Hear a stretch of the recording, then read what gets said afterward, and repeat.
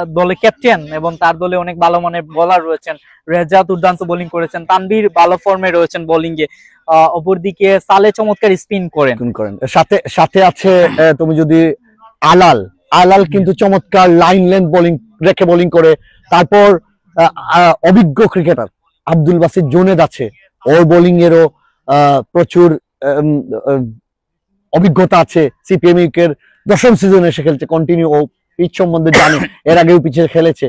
এই রানটা আমার কাছে মনে হয় চেস করা এত সহজ হবে না, ডিপেন্ড অন ফরহাদ। যদি ফরহাদকে আউট করা যায় তাহলে ব্ল্যাক বিউ এটা সহজেই হয়তো ওরা সেফ জোন হতে পারে, এই স্কোরটা সেফ জোন হতে পারে এবং ওরা খেলা শেষের শেষ 80টা ওরা হাসতে পারে। ওকে, আসলে আমরা একটু খেলার পিছনে গল্পে যেতে চাই, সিপিএম ইউকে নিয়ে কিছু আলোচনা করতে চাই। এই যে ইংল্যান্ডের মাটিতে আমরা বলতে পারি যে সিপিএম ইউকের এই যে টুর্নামেন্টটা, এটা মিনি বিশ্বকাপ, কিভাবে দেখছেন এটি? আমি সত্যি নিজেকে একজন গর্বিত সদস্য হিসাবে সিপিএম ইউকের মনে করি। আমি খুবই গর্বিত, প্রথম থেকে সিপিএম ইউকের সাথে আছি, জন্মলগ্ন থেকে আজকে পর্যন্ত। সিপিএম ইউকে যে 10ম বছরে আমরা এসে পদার্পণ করেছি। সিপিএম ইউকে খেলা আমাদের জন্য মনে হয় একটি ওয়ার্ল্ড কাপের মতো। আমাদের যারা আমরা মৌলভীবাজারের মাটিতে ক্রিকেট খেলে এসেছি, বিগত দিনে মাঠে বিচরণ করেছি, যারা প্রবাসী এসেছে তাদেরকে আমরা এই সিপিএম ইউকের মাধ্যমে ক্রিকেটারদের আমরা একটি আমব্রেলার মধ্যে নিয়ে আসতে সমর্থ হয়েছি। এটা ব্যক্তিগতভাবে আমি সায়েম গর্ববোধ করি এবং আমি বিশ্বাস করি যে সিপিএম ইউকে আজকে যে হাইট আছে, বাংলাদেশ থেকে যারাই আসছে তারা এসে এখানে ক্রিকেট খেলার জন্য একটা প্ল্যাটফর্ম পাচ্ছে, নিজেকে লোনলি ফিল করছে না, একসাথে এসে সুন্দরভাবে একটা সময় কাটানোর।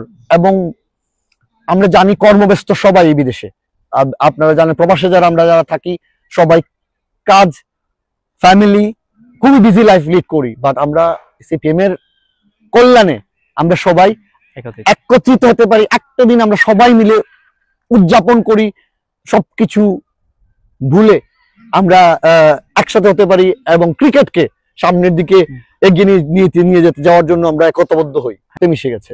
আমরা এটাই বলি, ক্রিকেট রক্তে থাকে, তুমিও এসেও তুমি বসে থাকতে পারো নাই, তুমি আমাদের সাথে ক্রিকেটের টানে, ক্রিকেটের ভালোবাসায়, সিপিএম ইউকের ভালোবাসায় তুমি মুগ্ধ হয়ে আমাদের সাথে এসে যুক্ত হয়েছো। তোমাকে আমরা পেয়ে অত্যন্ত খুশি। তোমার যে চমৎকার ধারাভাষ্য, তোমার এই যে প্রচার নিয়ে সিপিএম কে প্রচার করো, বা তোমার যে চিন্তাধারা, এটা সিপিএম কে সামনের দিকে এগিয়ে নিতে আরো সহযোগিতা করো। আসলে একটু জানতে চাচ্ছি যে নেক্সট সিজন আরেকটি আসবে, এখন কি নেক্সট সিজনের কোনো পরিকল্পনা আছে না? এই জায়গা থেকে আরো কোনো পরিবর্তন আনবেন কিনা? আসলে আমি আমার জায়গা থেকে একটা প্রস্তাব করতে পারি যে সিপিএম এর ফাইনাল হচ্ছে এখানে নিউপুর থেকে, চাচ্ছি যে ইংল্যান্ডের একটা স্টেডিয়ামে যদি সিপিএম এর ফাইনালটা নিয়ে যাওয়া যায়, সেটা কি সম্ভব হবে আগামীতে? অসম্ভব বলে কিছু নেই, অবশ্যই সম্ভব।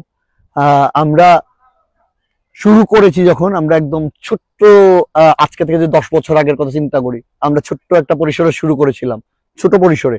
আজকে আমরা 2025 এসে 10ম সিজনে নিউপুট, কিন্তু এই গ্রাউন্ড কিন্তু খুবই পরিচিত এবং ফেমাস একটি গ্রাউন্ড। এই গ্রাউন্ডে চমৎকার অ্যাটমসফিয়ার থাকে এবং এইটা তুমি জেনে খুশি হবা, এই গ্রাউন্ডে কিন্তু বিগত দিনে বাংলাদেশ দল, ন্যাশনাল টিম গুলো আইসা ওয়ার্ল্ডসের যারা যখন আসতো, ওরা প্র্যাকটিস গেম গুলো এই মাঠে খেলতো, প্র্যাকটিস ফ্যাসিলিটি ওরা প্রোভাইড করতো। তুমি যদি ওদের ড্রেসিং রুমে যাও নিউপোর্ট ক্রিকেট ক্লাবের, তুমি দেখতে পারবা পাকিস্তান, ভারত, বাংলাদেশ, পুরো বিশ্বের নামকরা দলগুলো এই গ্রাউন্ড এত